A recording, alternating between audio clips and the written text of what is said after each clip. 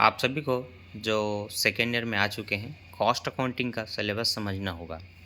अब इंग्लिश के बच्चे तो पहला चार्ट देख करके समझ जाते हैं कि क्या उनका सिलेबस है, पर जब चैप्टर में आते हैं ना, ये तो यूनिट वाइज है, चैप्टर में आते हैं तो चैप्टर आपके बहुत सारे चैप्टर हैं।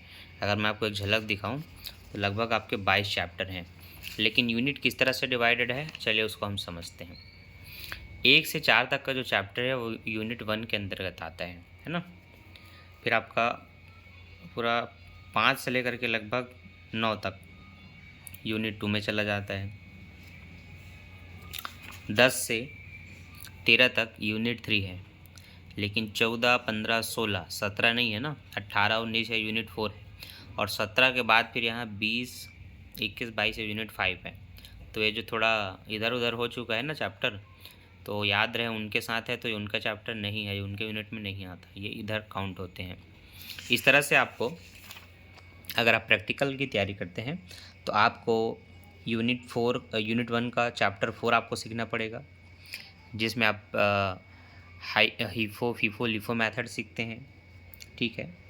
फिर आपका ऊपरी परिवहन व्यय, मजदूरी लागत, श्रम लागत, यहाँ पर आप वो चैप्टर पढ़ेंगे। फिर आपका यूनिट 3 है जो उन्हीं के साथ साथ है। ठीक है। ठेका लागत विधि, यहाँ पर आप ठेके के क्वेश्चन पढ़ते हैं। यूनिट 4 में आप प्रक्रिया लागत विधि, प्रक्रिया खाते सीखते हैं आप यहाँ पर, प्रोसेस अकाउंट जिसको आप कहते हैं, प्रोसेस कॉस्टिंग। फिर यूनिट 5 में आप लागत के क्षण को सीखते हैं या परिचालन लागत को सीखते हैं।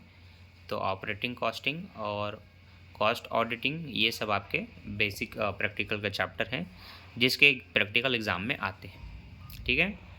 तो जिन बच्चों के पास सिलेबस नहीं है ये उनके लिए था, और मैंने बता दिया कि कौन कौन से प्रैक्टिकल आपको पढ़ने हैं, तो उनके वीडियो आप ढूंढिए, या फिर हमारा जब रिकॉर्डेड क्लास कंप्लीट हो जाएगा तो उसकी इन्फॉर्मेशन आपको चैनल में मिल जाएगी।